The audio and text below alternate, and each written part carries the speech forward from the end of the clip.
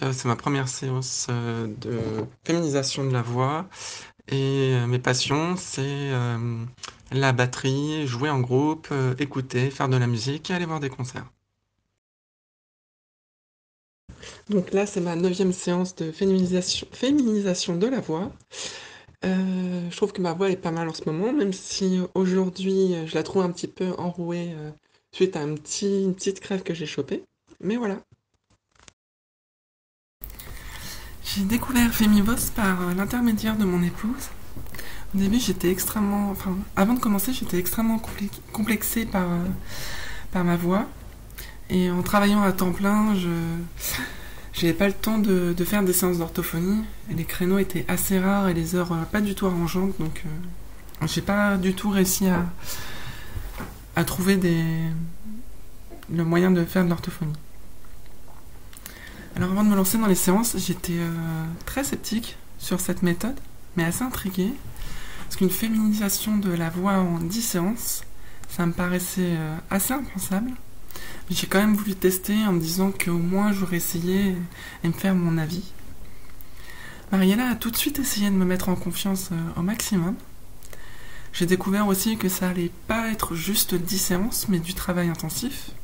Alors quand je dis intensif, c'est intensif pour moi. Je veux dire 30 minutes environ d'exercice par jour.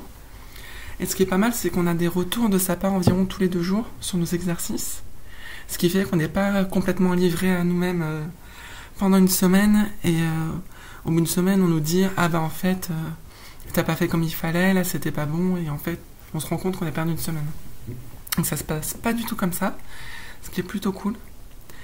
Et donc en fait, il n'y a pas de magie dans cette formule, c'est tout simplement de l'implication et du travail, ce qui m'a pas mal rassurée. On passe parfois par des étapes très frustrantes, mais tout finit par se débloquer. Surtout qu'en plus, moi je suis allergique aux acariens et au pollen, donc ça arrangeait pas vraiment les choses.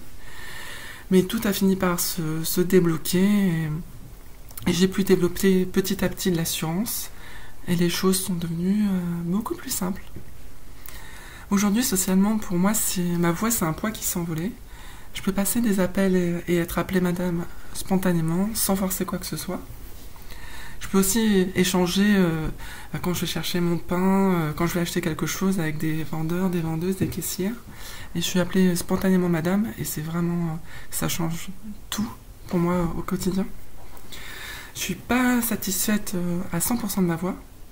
Il y a encore des choses que j'aimerais améliorer. Après, ça fait que... là, ça fait 10 semaines, j'ai fini les séances, donc ça fait 2 mois et demi.